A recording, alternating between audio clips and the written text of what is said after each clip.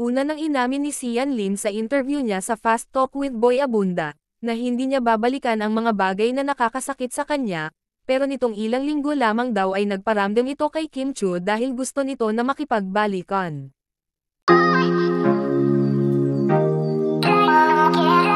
Matapos kinumpirma ng dalawa noon na sila ay hiwalay na, ay lumipas lamang ang ilang buwan nang mapabalita na itong si Sian Lim ay may bagong kasintahan na, ay walang iba ang napabalitang third party at naging sanhi ng hiwalayan ng dalawa na si Irish Lee.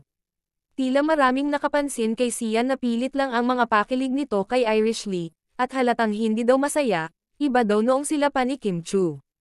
Hindi naman lingid sa kaalaman ng mga netizens na noon pa man nang maghiwalay ang dalawa ay nagpaparamdam pa rin itong si Sian kay Kim, at kung ano-ano ang mga sinasabi nito kay Kimi.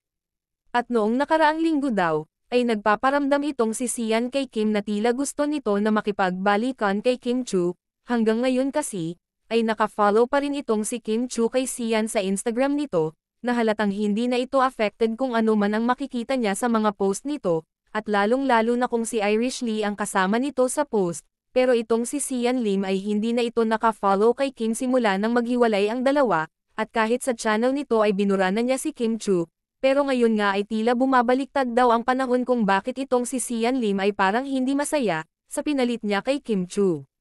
Hindi naman ito kinumpirma ni Kim at sa panig ni Sian na ito ay totoo, dahil kung si Kim Chu ang pag-usapan ay ayaw niya na talaga ma-involve pa o mabanggit pa kung ano man ang nakaraan nila ni Sian Lim.